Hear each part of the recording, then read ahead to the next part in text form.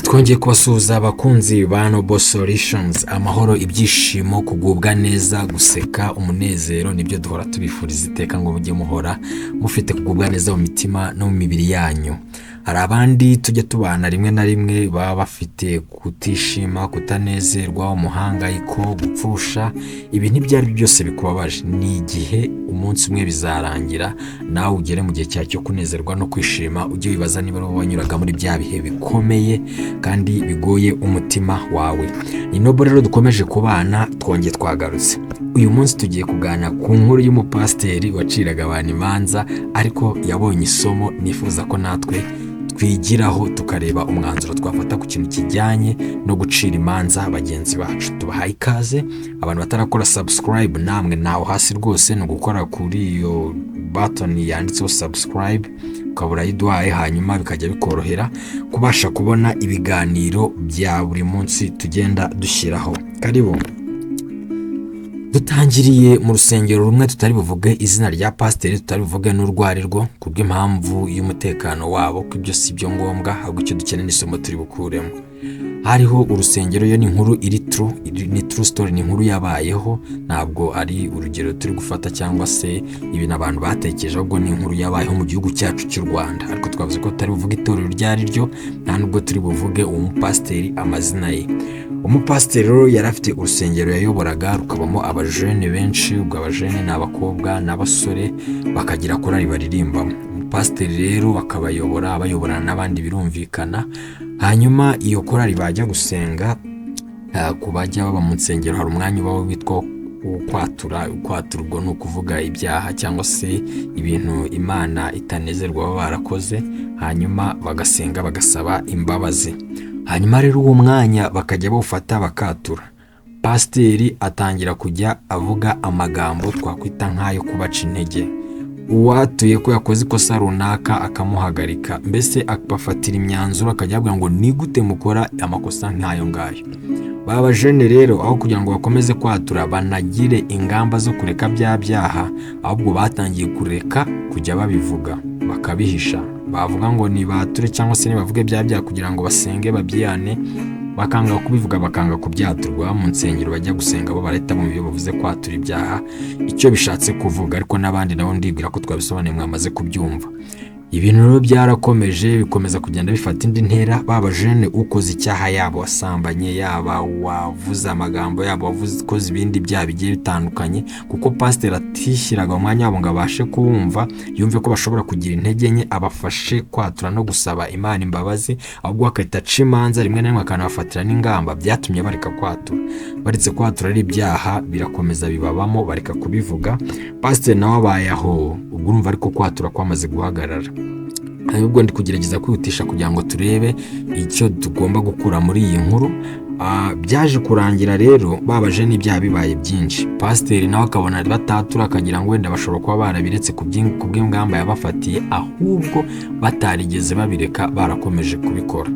Hanyuma rero nyuma yo kumenya iyo nkuru, pasiteri we atangaza iyo nkuru yavuze ko ngo ari Imana yamuhaye isomo kugira ngo amenye ko isi turimo bishoboka ko umuntu yakora icyaha, ahubwo ikintu cy'ingenzi ni uko umuntu atekereza uburyo bwo kukivamo, atekereza uburyo bwo kukireka. Ubwo mbona no kuvuga ngo nawe niba hari ikosa cyangwa se ikintu runaka ujya ukora kitari cyiza, ikintu ukwiriye gushyiramo imbaraga ni ugutekereza uburyo bwo kukireka, kuko nyine uri umuntu byashoboka ko wakosa. Ikosa rikomeye rero ni ukukigumamo, naho kugikora ukagambirira ugashyiramo n'umwete n'imbaraga zawe zo kukivamo. Icyo ngicyo nicyo Imana iba igukeneyeho. Twakomeje rero. Pasiteri rero wa wundi wakomezaga babwira ati ibyo bintu mubamo muri abanyantege nke, ntacyo mushoboye, ubundi urubyiruko ntirukizwa. Byaje kurangira rero nawe agiye kubona isomo ryo tugiye kureba. Umunsi umwe ibyo byarabaye byararangiye twahereyeho, haba haje umukobwa aje kumuganiza kesi yahuye nayo. Asaba pasiteri umwanya, amusanga muri biro, muri ofisi ye, amutekereza ibyamubayeho. We yamuganije inkuru z'uko nawe yaguye mu byaha. Ibyaha yamusobanuraga byari ubusambanyi, haramusobanurira, abwira pasiteri ko yifuza ko yamufasha gusenga kugira ngo atazongera kubikora, kuko nicyo cyifuzo yari aje afite uwo mukobwa. Ariko inkuru pasiteri yitangiye igaragaza ko uwo mukobwa ngo yari afite uburanga bushamaje cyangwa se uburanga bwinshi, niba bwita bwinshi ubwo simbizi, ariko ubwo ni uburanga bushamaje. Byaje kurangira umukobwa abwiye pasiteri inkuru yose y'uko byagenze. Pasiteri yumva inkuru, yego ni byiza, aramufasha, barasenga, birarangira. Ariko wa mukobwa tutabashije kumenya neza niba yari yabikoze ku bw'ubushake cyangwa se bitari ubushake, ahita amusaba ko yamubera nk'umubyeyi, akajya akomeza amubwira sitori ze cyangwa se amubwira ubuhamya bwe n'ubuzima abayemo, kugira ngo akomeze kumusengera no kumuba hafi, amufasha mu rugendo yari yatangiye rwo kongera kudasubira muri ibyo bibi yari arimo cyangwa se yavuga ko arimo by'ubusambanyi. Birangira pasiteri amwemereye, batangira bakajya baganira. Umukobwa ubwo ndi kwihutisha akajya amusanga mu rugo na madamu n'abana, bagiye gusura pasiteri nk'umubyeyi we, bakamusura bakaganira n'umuryango. Mbese umukobwa aragenda aba umwizerwa mu rugo, aragenda aba umwana mu rugo, urumva nk'umuntu wabasuraga, kandi pasiteri yaramusengeye agakizwa, akava muri ibyo byaha by'ubusambanyi nk'uko yari yabimubwiye. Birumvikana ko yari amaze kuba mu rugo, nta kibazo cyari kikibirimo. Byaje kurangira rero wa mukobwa yabaga muri geto, hanyuma aza gusaba pasita, ati pasita ko mpora ngusura mu rugo, mpora mbasura nk'umuryango, gihe mukaba mutaransura na rimwe, ubwo nta kibazo kirimo kuba mutazi aho umukobwa wanyu aba? Pasiteri aramubwira ati nta kibazo. Birangira pasiteri rero n'umukobwa bahanye gahunda y'uko umukobwa azasurwa na pasiteri, mbese pasiteri azajya gusura wa mukobwa. Barabipanze rero, umunsi ugeze biyemeje cyangwa se bagennye, pasiteri ajya gusura umukobwa muri geto. Ngo ageremo rero, ibyo nari mvuze hejuru ngo ntabwo nzi neza niba umukobwa ariko yari yabipanze cyangwa byaramutunguye. Pasiteri asanga umukobwa yambaye imyenda navuga ngo itamwambitse ibice binini by'umubiri cyangwa se byinshi, ahubwo imyenda igaragaza ibice byinshi by'umubiri, reka mbivuga gutyo nabyubashye. Nuko arayambara, pasiteri arinjira mu nzu. Umukobwa uburyo yicayemo butera pasiteri gutekereza ibindi, ubwo kugerageza kubivuga nabyubashye, bimutera gutekereza ibindi. Ngaho ari kureba ibibero, ngaho mu gatuza ari kurebaho, bitari ngombwa cyane ko areba nk'umushumba cyangwa se nk'umutambyi. Byaje kurangira rero ibyari ijambo ry'Imana, ibyari by'umubyeyi n'umwana, bihindutse kuganisha ahubwo ku gusambana. Bajya muri za nzira bitari ngombwa ko turi bwinjiremo, bazinjiramo. Biza kurangira pasiteri mu gihe hasigaye igikorwa cya nyuma cyo gusambana nawe, ariko ibindi byose by'inzira zo gusambana, gukorakoranaho, ibyo gusomana, bya bindi byose abantu bashobora kuba bakora mbere y'uko basambana, byose byabaye. Birangira pasiteri ijwi rimusanze rimuganije, riramubwira ngo pasita ntukore ibyo bintu. Ahaguruka yirukanka arahunga, ahita ajya mu rusengero, ajya kubanza kwitsa umutima no gutekereza ku bintu byari bimubayeho. Ubwo birumvikana inzira zose yazinyuzemo zituma yasambana, ariko ageze ku gikorwa cya nyuma cyo gusambana abona ijwi cyangwa se yumva ijwi we yise iry'Imana, kandi natwe ntabwo ntekereza ko twaburana. Ijwi ry'Imana rimubwira ngo wibikora, arabireka aragenda. Nanze kwinjiramo cyane sobanura buri kantu kuko ntabwo aricyo tugambiriye cyane. Twebwe icyo twagomba kumva nuko byageze habi cyane biganisha ku busambanyi, ariko bikarangira ijwi ry'Imana rimusanze rikamubwira ko agomba kutabikora. Nuko agenda yirukanka, abona abicitse uko, abona hacitse adasambanye, abona uwo munsi arawurenze. Kandi urumva yari yaraciriye abandi imanza, byaratumye banasubira inyuma. Hanyuma ndagira ngo tujye kubanza turebe amakosa cyangwa se ibintu pasiteri ashobora kuba yari yarakoreye muri ubwo buryo yakoragamo umurimo, kuko buriya wenda mbere ko tureba aya makosa 6 ngiye nagerageje kuristinga cyangwa se kwandika, buriya mu murimo abantu basenga cyangwa se mu buzima tubamo bwa buri munsi, abantu kenshi usanga tuba dufite za kamere zitandukanye. Umuntu akagira kamere, ariko kamere ye rimwe na rimwe ugasanga arayitirira ishyaka ry'umurimo, arayitirira ishyaka ry'ibintu runaka, kandi wenda atari ko kuri. Kuba wowe uri umunyamwaga, iteka ryose iyo bavuze umuntu utavuga neza, ugomba gukora ibintu birimo amahane ari we bavuga, kandi ukanabikora kuko ukabyubahiriza, ntabwo bivuze ko uko nguko ariko gukora umurimo w'Imana neza. oya, ahubwo ni kamere yawe ikurimo ku buryo bigera ku rwego wamenya ko uri umunyamwaga, ahantu hasaba amahane bakaba bahashyira. Mbese za kamere zawe uzi ufite cyangwa se wari ufite utarakizwa, niba uzizana no mu nzu y'Imana ukazikoresha ukazitirira agakiza, ntabwo iteka ryose kamere zacu ko kenshi ziba ziri mu mubiri bivuze ko turi ku murimo w'Imana cyangwa se turi gukora iby'Imana ishaka. Twakomeje. Hanyuma rero ibintu bitandatu pasiteri yakoreye reka mvuga ngo muri uyu murimo we wo gushumba cyangwa se wo kuyobora iri torero, nifuje ko tureba kuri bitandatu tukaba ari byo twibazaho. Icyambere, amasomo dushobora gukuramo. Icyambere ni uko ukwiriye kwirinda guca imanza utaramenya impamvu uwakoze ibyo bintu yaciye muri icyo kintu cyangwa se yaguye muri iryo kosa. Tugendeye kuri inkuru ya pasiteri niba yaraciraga imanza urubyiruko akahita agira ibyo yanzura kandi we atari umujene, atari urubyiruko, ntabwo yari akwiriye cyangwa se si byiza ko akwiriye kwita aca imanza ngo yemeze ataramenya ngo babajene situwasiyo baciyemo zatumye bagwa mu cyaha ni izihe. Ureka icyaha birashoboka wenda, ariko se ni hehe baciye hatumye bagwa mu cyaha? Ubwo bivuze ngo ni byiza ko ahubwo yagakwiriye kumva ngo ni izihe nzira baciyemo yatumye bagwa mu cyaha, agatekereza ku buryo bwo kubafasha.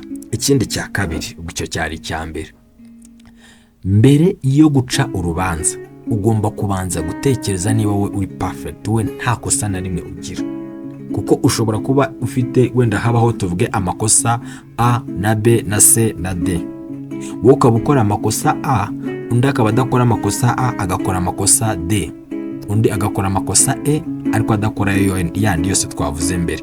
Kuba wowe ukora amakosa A, B na C na D utayakora ntibikugira umwere, nawe ukora amakosa B abakora A na C na D ntibivuze ko ari bo babi, wowe ukora amakosa B ari wowe mwiza nyine uri perfect. Ahubwo ufite ibyakunaniye nawe afite ibyamunaniye, ahubwo mukwiriye kunganirana cyangwa se dukwiriye kunganirana mu by'ubuzima, tugaterana imbaraga kugira ngo uwatsinze ikosa A afashe uwa B, uwatsinze B afashe wa gutyo nyine tugende twunganirana. Reka nifashishe urugero. Mperutse kumva umuntu aganira ariko numva biranakomeye kandi nabyo, yarimo aravuga ngo kuba udakora ikosa runaka cyangwa se icyaha runaka ntabwo bivuze ko ufite ubushobozi bwo kutabikora, ahubwo hari igihe uba udafite uburyo bwo kubikora. Tuvuge dutanga urugero we yanakoresheje, yaravuze ngo gusobanura ko utanywa inzoga ukabivuga mu bantu ntabwo iteka bivuze ko utazinywa, ahubwo hari igihe uba utarazibona, kuko ushobora kuba ubaye mu buzima bw'ubukene, ushonje, ufite n'ikibazo cy'ibiryo, ntabwo waba waburaye ngo utekereze inzoga, utekereza inzoga kuko wariye, ariko ukaba wasanga umuntu aguhaye amafaranga runaka cyangwa se ubushobozi runaka, ukagera hahandi wa wundi waciriye imanza ageze, hari igihe bishobora kukugora. Ni byiza ko rero ukwiriye gutekereza uburyo bwo kwambara izindi mbaraga cyangwa se kugira ubushobozi bwo guhangana n'ibintu, ariko utita guca imanza, kuko ushobora gusanga nawe ugeze hahandi uba utaragira ubushobozi, ahubwo ikigutera kutabikora ari uko uba utarabona uburyo bwo kugerayo. Ikintu cya gatatu rero, tugomba kwirinda gukora statement cyangwa se dukwiriye kwirinda kuvuga ngo iyo aza kuba njye ntabwo nari gukora ibi. Hari ukuntu rimwe na rimwe umuntu akora ikintu runaka ugasanga burya guca imanza biroroha cyane iyo uri kurebera hanze ikintu, ari nabyo bavuga ngo agahaka ariko ubundi karahandurika, ubona byoroshye wowe ubigezemo wahita ubishobora, ariko burya ushobora gusanga wowe ubigezemo ahubwo watsindwa kurusha wa wundi. Ni ukuvuga ngo ujye wirinda gukunda kuvuga ngo iyo aza kuba njye.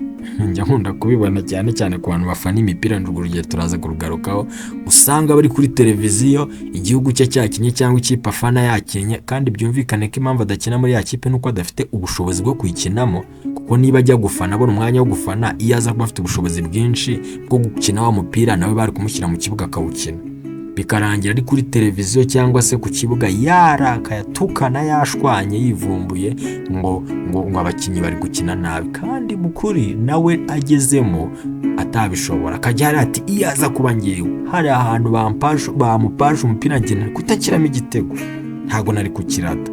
Interuro nk'izo si nziza, iyo aza kuba njye sinari gukora ibi. Izi nteruro ni ukwigengesera. Birumvikana ko pastor nawe yaragenzura akavuga ati iyo aza kuba ngewe uri aho ngaho, no, ntabwo nari kukigwamo, ariko twumvishe byabaye. Ikindi cya kane, ujye wirinda gukoresha wowe nk'urugero rw'uko abandi bari bakwiriye kwitwara. Hari ukuntu usanga umuntu akora ibintu ugasanga undi we ari kuvuga ati oya njyewe ubundi meze uko, njyewe nduyu n'uyu nguyu yari akwiye kwitwara uko. Oya, ntabwo imyitwarire yawe ariyo igena imyitwarire y'undi. Imyitwarire yawe ishobora kuba myiza kuri wowe ariko ntibe myiza ku wundi. Rero si ngombwa, si na byiza ko ugomba kwipima ku bandi ngo uvuge ko imyitwarire yawe ariyo bari bakwiriye kugenderaho bagena uburyo bo bitwara. Ikindi cya gatanu rero, ubwo turacyari kuri wa pasiteri niwe twafatiyeho referanse. Ikindi cya gatanu, ugomba gutekereza ukanibuka ko iteka ryose udahora uri mu kuri. Ntabwo ibintu ukora iteka ryose bihora ari ukuri. Birashoboka ko nawe wakosa, nawe wakwibeshya, nawe wakora ibitari byo. Rero ni byiza ko ugomba kubimenya, ahubwo uriteguye ko isaha ku isaha uko kuri kwagaragara ko utari mu kuri cyangwa se utakoze ibikwiriye, ugomba kwitegura kuba wanasaba imbabazi. Ugomba kwitegura ko rero nk'uko udakora ibintu biri mu kuri iteka ryose, nawe wakosa utacira imanza abandi, birumvikana. Ikindi cya nyuma rero nihisemo ko turebaho tugende ku byo pasiteri yakoze. Ntukwiriye kurebera abantu cyangwa se umuntu wakoze ikosa muri rusange ngo umurebere muri iryo kosa ryonyine, utarebye umuntu wese muri rusange. Reka ntange urugero kugira ngo iki kintu mvuze kibashe kumvikana. Umuntu ashobora kugira atya akaba yica gahunda, ariko ibindi bintu byose mubanamo mu buzima nta rindi kosa umubonaho. Wowe ukaba wenda unubahiriza gahunda ariko nawe ugira andi manyanga cyangwa se n'amakosa menshi. Wa muntu ntukwiriye kumucira urubanza ngo urebere ku kantu kamwe kuko atubahiriza gahunda gusa. Ngaba ari kuhita uvuga uti namaze kumuklasa, namushyize mu cyiciro cy'abantu badashobotse. Ntashobotse kuko atubahiriza gahunda gusa. Ese wowe none usanze wowe wubahiriza gahunda ariko ukaba uri umujura, ukaba uri umugome, ukaba uri umugizi wa nabi, ukaba ugambana, urumva wowe wagendeye ku kantu kamwe. Si byiza ko rero wowe ujya gufata umuntu ngo umukonsidaringe cyangwa se umufatire ku cyiciro cyangwa se ku ikosa rimwe yakoze. Ahubwo ukwiriye gukonsidaringa, ukwiriye kureba umuntu muri rusange wese ameze ati, ni mwiza ibintu bitanu ariko afite ikosa rimwe. Kuki utaha agaciro icyiza kimwe ngo ikosa rimwe, ibyiza bitanu hanyuma ngo ikosa rimwe aba ryo wirengagiza? Iki nacyo ni ikintu tugomba kwigira kuri pasita muri iriya nkuru. Hanyuma rero hano hantu tugomba kwita turebera hamwe ibintu wakora cyangwa se ibintu by'ingenzi by'ibanze, kuko urumva ntabwo twabireba byose. Nahisemo ko tureba ku bintu bine gusa, bine byonyine kugira ngo tutabigira byinshi bigakomeza no kutugora. Ibintu bine wakora kugira ngo wirinde kujya uhora uri muri gahunda yo guca imanza. Buri gihe ninde uri kuvuga abandi ko bitagenze neza, ni wowe ugahora mu tuntu nk'utwo ngutwo, kandi hari ibindi nawe ukwiriye gukora, hari n'ingaruka bigira kwirirwa uca imanza cyangwa se ucira abandi imanza. Ikintu cya mbere wakora kugira ngo wirinde guca imanza ni ukubanza gutuza. Niba uri kwiyumvamo ibitekerezo byo guca imanza, gutekereza mu buryo bwo guca urubanza akenshi biza bitunguranye, bityo uzasabwa kwiga uburyo bwo kugabanya uwo mwanya uko ubishoboye. Ni umwitozo dutangiye. Ugerageze kwitondera ibitekerezo byawe by'ubucamanza kandi uhagarare ubisesengure igihe ubifite. Ubwo bivuze ngo niba urubanza rukujemo rwo guca, umuntu akoze ikintu runaka, aho kugira ngo wihutire kwita uvuga ibintu uko bise biza bitewe n'urubanza umuciri, ahubwo ukwiriye kubanza ugafata akanya ugatuzamo, ukorohamo, ukabitekerezaho mbere yo kuvuga, kuko iyo witiye kuvuga urumva deja amagambo aba yamaze kugucika. Niwiyumva utekereza mu buryo bwo kunenga, ikintu cya mbere ugomba gukora ni ugutuza no kubitekerezaho, apana kwita wihutira kuvuga. Niba wumva ikibi aricyo kikurimo cyo kuvuga bitewe n'igikorwa umuntu akoze, tuza, banza worohemo, ahubwo ubanze ubitekerezeho. Nifuje ko dufata urugero rw'inkuru y'umubyeyi umwe wari ufite imbwa akagira n'umwana muto. Rimwe asiga mu nzu imbwa n'umwana, hanyuma adahari imbwa itera inzoka nini itera muri rwa rugo, yinjira mu nzu. Ije ifite gahunda yo kurya wa mwana, imbwa, kuko murabizi ko akenshi usanga ku bantu batunze imbwa nibo bakunze no kubimenya cyane, imbwa igira urukundo, ifite ukuntu ita ku muryango aho iba yarerewe cyangwa se itorezwa, reka tubyite uko. Biza kurangira ya mbwa irwanye n'inzoka, binagoranye inzoka hafi kuyimaramo umwuka, ariko birangira imbwa iyinesheje, irayikomeretsa cyane, imbwa irakomereka, ariko n'imbwa yica inzoka. Hanyuma umubyeyi agarutse aje, ubwo umwana aracyari muri berso, biza kurangira ahise abona imbwa mbere yuko abona umwana, ahita avuga ati ya mbwa noneho yandiriye umwana. Mbere yo kubanza gutuza no gukurikirana ibyabaye, we yahise azabiranywa n'uburakari, ahita akora icyo twakwita guhubuka, ahita afata ya mbwa ahita yica. Amaze kwica imbwa, agenda mu nzu na ka gahinda ko we mu mutwe we yumvaga ko imbwa yariye umwana. Agiye mu nzu ababazwa nuko yasanze inzoka nini yishwe na ya mbwa. Ni ukuvuga ngo ya maraso yari afitwe n'imbwa mu kanwa yaterwaga nuko imbwa yari irimo irica inzoka ikayivusha amaraso. Asanga umwana ni muzima, ntacyo umwana yabaye, ahubwo imbwa ipfuye izira kurokora umwana. Ubwo bivuze ngo azize iki? Azize ko aciye urubanza mbere yo kubanza gutuza ngo anafate umwanya wo gutekereza mbere yo gufata umwanzuro. Nawe ushobora gushyiramo urugero rwawe rw'ibyakubaye. Si byiza guhita wihuta, ahubwo ukwiriye kubanza gutuza, ukabanza ugafata akanya ukanabitekereza mbere yo guhita ugira reaction runaka cyangwa se ugira ikintu ugaragaza. Icyo ni ikintu cya mbere tugomba kubanza kwitoza, gutuza mbere yo guhita ugira reaction ugaragaza. Icya kabiri ni ikintu cyo kwishyiramo ko guca urubanza ari umwanzuro mubi. Ubwo turi kuvuga mu gihe utabanje kuwutekerezaho. Buriya iyo umaze kubona igitekerezo kimeze nk'icyo cyo kunenga cyangwa guca urubanza, ugomba guhita ugerageza kugikosora. Ubwo ni mu mutwe wawe, ntabwo uragisora kuko uracyari muri ya gahunda yo kubanza kubitekerezaho. Ushobora kubigeraho usuzuma ibyo wibwira cyangwa uri gukora ku muntu.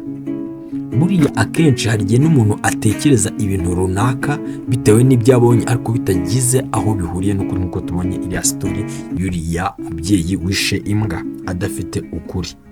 Iyo utekereza uti simbasha kwiyumvisha ukuntu yemera ko bamwiba, nkanjye nahita ndogesha umuntu. Ni urugero, wenda dufatishije nk'urugero wabikoze, wenda umuntu baramwiba, hari abo bita wumva bavuga ngo bagiye kwita barogesha umuntu akajya mu bapfumu n'ibindi nk'ibyo, akajya mu yindi myuka.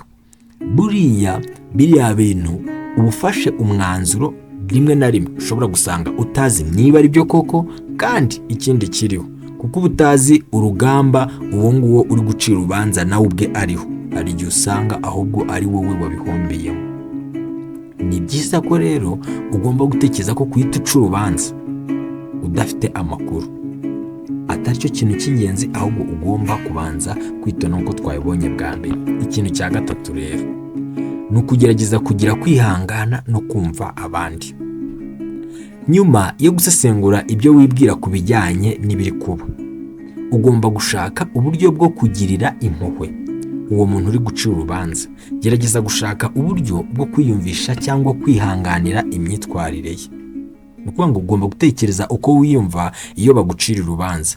Ntibishoboka ko waba ubayeho utarigeze ubabara igihe wumva ko abandi bagucira urubanza, rimwe na rimwe atari nabyo, cyangwa se nubwo byaba ari nabyo. Sinzi nawe ufite uko wabyumvisha. Ntago ari ngombwa, nta nubwo ari na byiza kwihuta cyane guca urubanza kandi utanashyize mu rukundo cyangwa se kwishyira mu mwanya w'abandi. Ni ngombwa ko ukwiriye gutekereza by'iki ugomba kwishyira mu mwanya w'abandi. Twongeye tugaruke kuri rwa rugero twavugaga ruguru, tuvuga ku bafana imipira, hari y'amaguru, hari ya basket, ibintu nk'ibyo by'imikino bigiye bitandukanye byo twari turimo turavuga, atletisme n'indi gitandukanye. Usanga kenshi umuntu uri hanze aba ari we mukinnyi ukomeye kurusha uri mu kibuga.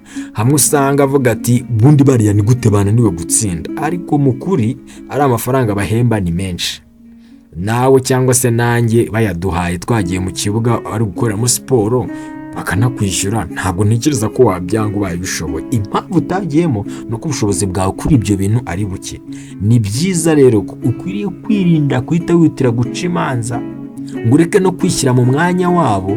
Kiriya kibuga baba birukankamo cya metero 100, iyo ukigiyemo udasanzwe ukina ubona no kukirukanka rimwe ukagaruka bwa kabiri ari kirekire, ariko kubera ko uba utabanje gufata umwanya wo kwishyira mu mwanya wabo bakirukansemo inshuro 50, iminota 90 cyangwa se birukansemo inshuro 100 bitewe n'amasirikirasiyo yakoze muri icyo kibuga, wowe ugasanga wese wihutira guca imanza ariko utabanje kwishyira mu mwanya w'uwo muntu. Ni byiza ko ugomba kugira kwihangana ariko ukagira n'akantu ko kumva abandi, ukishyira mu mwanya we. Kanaka ko yakoze ibintu gutya, ubundi we yari afite andi mahitamo. Yego arayafite, ariko se ngiye kubera iki ntamwumva ngo mugire urukundo? Yego yakosheje pe, ni amakosa, ariko ukwiriye guca imanza cyangwa se ukwiriye kugira ikintu na kimwe utekerezaho wabanje kwishyira mu mwanya we ukagerageza kumwumva nawe. Ikintu cya kane, ahangaha namwe murashyiramo ingero zanyu kandi no hasi muri komantere buriya haba harimo umwanya umuntu ushikize indi nyunganizi yatwunganira, n'ikiganiro wakenera ko tuganiraho kindi nacyo wakitubwira, mbese hasi umwanya uba ntimugahangayike. Ikintu cya kane rero ni ukumenya imbaraga z'abandi. Gushyira umutima ku bintu wishimira cyangwa se ukunda ku muntu bishobora no kugufasha kwirinda gufata ibyemezo bidashingiye ku kuri kandi ukamushimira. Gerageza gutekereza ku bintu wubahira abantu mu buzima bwawe kugira ngo bigufashe kwirinda kubacira urubanza. Buriya hari igihe usanga, cyangwa se reka tuvuge ngo abantu benshi bakunze guca imanza, usanga aka kantu badakunze kukagira, akantu ko kubanza kureba ikiza ku bandi. Umuntu uwo ari we wese wagenzura, ntabwo wabura ikintu kibi umusangaho. Icyo kibi rero iyo ari cyo uhaye umwanya nicyo ubona nyine. Rero iyo ufashe n'akanya ko gutekereza ku cyiza n'ibyiza urabibona, ariho iki kintu gishobora no kugufasha no kugira inshuti nyinshi, kubera iki wumva ko abantu bana nabo wabona ibyiza, ibibi bakora gusa, ibyiza ntubibona. Kandi hari n'undi ushobora gufata akanya akajya yirebera ibyiza, ibi bakabireba gake. Ubu bivuze ngo ni amahitamo yawe. Niba ushaka kureba umuntu muri sansi cyangwa se mu bibi gusa, uzakomeza umubone gutya kandi bizaba ari wowe byangiza. Ariko biranashoboka ko ushobora kubona umuntu mu byiza ukajya wirebera ibyiza, akaba ari byo uha agaciro. Kandi burya n'umunyarwanda yaravuze ngo aho umugabo aguye mugenzi we arenzaho utwatsi. Birashoboka ko ibyamubayeho uyu munsi ejo bishobora nawe kukubaho, ubwo ndi kuvuga ibitari byiza. Ubwo rero ni byiza ko aho kugira ngo wite ku kumushyira hanze, wite ku guca imanza no kugira ibindi usakaza, ahubwo ukwiye gutekereza ngo ni ubuhe buryo namukavaringa, niba ari no kumuhana cyangwa se kumukoza kugira ngo adasubira muri biriya bintu, ukagira buryo ki umusanga ukamuganiriza akaba yanabikosora. Dore ni inkuru nk'izi ngizi zimaze iminsi zivugwa z'umugabo witwa ngo Balthazar wakoze amakosa menshi, basambanye n'abantu benshi. Buriya nawe iyo aza kubona umuntu ubona izo video ntajya gutangaza ayo makuru kubo bitareba, ntago ntekereza ko igihugu cyari kuba kirimo imivurungano imeze kuriya, natwe isi yose bimeze gutya. Yashoboraga kumwegera niba bari munamuhane bakamubona ariko badasakaje ariya mashusho, byose byari gushoboka. Rero si ngombwa ko ikibaye cyose, ikivuzwe cyose uhita ushyira hanze, ahubwo ugomba gushaka buryo ki nyine ureba ibyiza abandi bakoze, n'ibibi ukabakosora, ariko ibyiza nabyo wabyitayeho. Nawe ubutaha turi kumwe, amahoro y'Imana akomeze kuba muri mwe, ndabakunda.